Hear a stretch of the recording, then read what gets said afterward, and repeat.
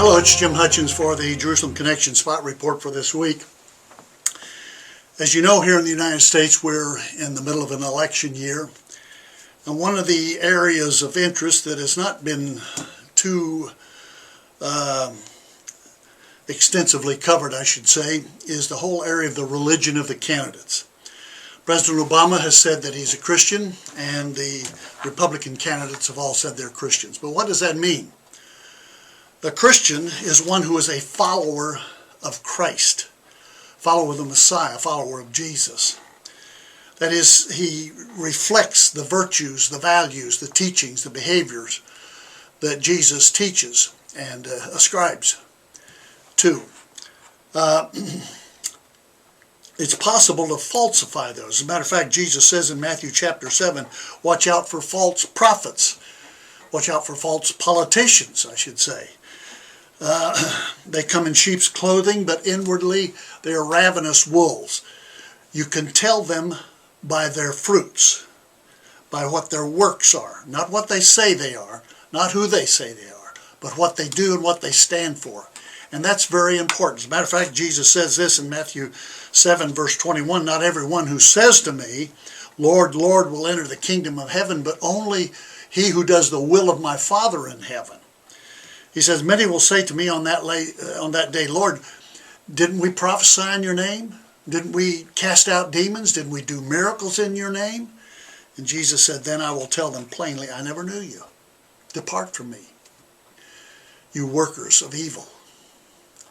Now, that's a strong charge. But he's saying that our works have to be in sync with his teaching. And that's critical as we evaluate our candidates for elected office during this election year.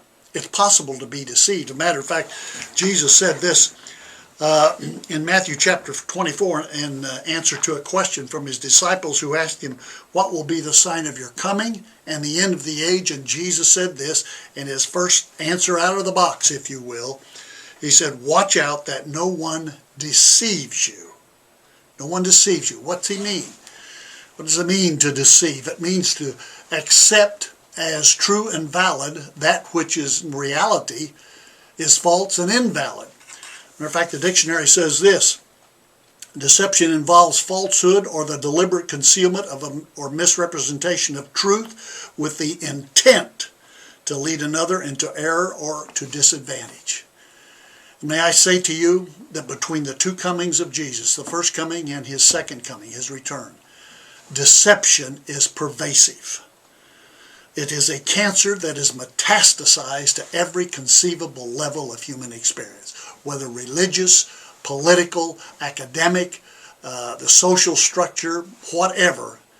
Deception is there. And the only antidote, the only remedy to deception is the truth of the Word of God. Jesus said, you'll know the truth, and the truth will set you free. He said, I am the way, the truth, and the life. No one comes into the Father except through me. So we need to evaluate our political aspirants by the truth of the Word of God. And I think that's especially true when it comes to Israel. What's their stand on Israel? Is it a departure from the Word of God? Is it based on the Word of God? Is it based upon the covenant promises of God to provide a national homeland for the Jewish people? Deception is pervasive.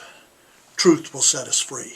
May God give us grace to see the truth through the deceptive eyes, through the deceptive features that are out there. So, until next week, Od Ki Yavo Shiloh, or until Messiah comes, Shalom Aleichem.